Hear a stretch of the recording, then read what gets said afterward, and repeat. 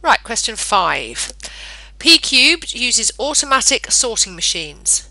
The sorting machines can only handle items up to 1000 cubic centimeters in volume. The volume of an item is calculated by this expression: volume equals width times height times length. Here is the partially completed pseudocode for an algorithm that calculates the volume of an item. As always, we're going to read the pseudocode, and I think even without looking at the question we can see that we're going to be having to fill in some blanks, and we've got 4 boxes, and in fact the first question does ask you to fill in the blanks and is a 4-mark question for which most of you scored 2 marks, although you were very close. So we will think about how we deal with these procedures. Function, isn't it? Where's my function? What's my value? So we have a function returning a value. Right, so we have a function and it's called calc volume, and we've got our open and close brackets, and clearly something is going to go inside there. So there are going to be some parameters. The correct word is parameter. Parameter. The other word you might see is parameter. So they're basically variables passed from the main program. Okay, so we're looking at passing something from the main program, which we will do something with, and then we will return something back to the main program. That's a true function. So a function returns a value to the main program. So the function, the pseudocode, so you can see begin function, end function. We know the name of the function here. Volume equals return something, end function. So now we're in the main program. Enter width to display, and we are storing the width as an integer in a variable called item width. We ask for the height. We are storing the item height as an integer in a variable called item height.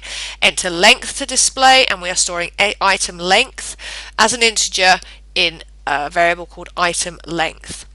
We are now setting item volume to calc volume, the name of our function, with some open close brackets. So what we're going to do here is, this is the point at which we will be passing some values into the function to be used by the function, and then when the value is returned, it will be returned here to line 19. So the value returned by a function returns to the point at which it was requested. So it's going to be stored in item volume, and then the final line we're going to send to display item volume is item volume. So the result of this calculation, the result of the function, will be displayed at the end. So what gets passed to the function? Well, the 3 values, and I think pretty much all of you got this right, or all of you that attempted this question got this right, is that the purpose of the function is obviously to do the calculate the volume. We know from the question, even if you didn't know already, which you do, width times height times length. So in order for the function to calculate volume, it needs width times height times length. We've received width and height and length from the user, and they are stored in these variables. So what you send to the function are the contents of those variables. So item width, comma, item height, comma, item length. Okay, now the comma separates the different variable names. It's very important. You're sending, in this case, 3 parameters, and you separate them in with a comma. You separate them with a comma. Okay, the big issue where most people lost 2 marks was that you separated them with a multiplication sign, particularly maybe at this point, that you started to do the multiplication here. But at this point we're still talking inputs. This is the input, output, process. Okay, so inputs, just 3 values, 3 parameters being input. So now here, Now, although we are receiving these three variables, it is usual practice to give them slightly different names or different names to differentiate them from there. I'm not sure whether you would get it wrong or if you put item width, but I'm just going to simplify it and go W, comma H, actually without the space, W, H, L. Okay? Actually, let's do it with capitals, W, H, L. So you need to call it something, and then this will go in and it will be stored in there, and it just differentiates it a little bit from your different variables. Okay, again, they are stored in separated by commas. It's not a calculation, it's just an input. Okay, so here we do our calculation, W times height times length. Okay, that becomes volume. Volume is width times height times length, and we return volume.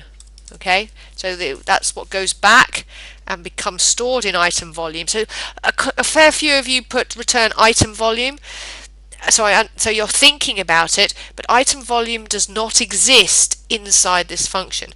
So remember, we have these we have local variables, which are variables that only exist inside a function or procedure. Okay, and we have global variables that exist in the main. Global variables exist in main program. So when you change a local variable, it doesn't affect the global the main program unless it's returning a volume. So we can't talk about item volume. This is a global variable. It doesn't exist here. We have another one called volume, which is a local one, which doesn't exist here. So this returns and it's stored in there. That would give you 4 marks.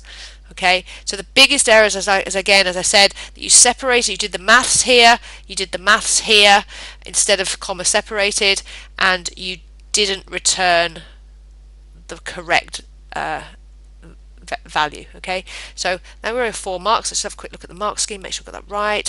So here we are, line 2. They called theirs in width, in height, in length, I guess going into the function. You get 1 mark. As it says, you've got 3 meaningful variable names and the orders must match line 19. Okay. Then you do your multiplication. You must match the names from line 2, but the order of the calculation doesn't matter. Return volume, that's all you can do. Okay. And line 19, you can only use those names because they're used in the main program, but you can do that.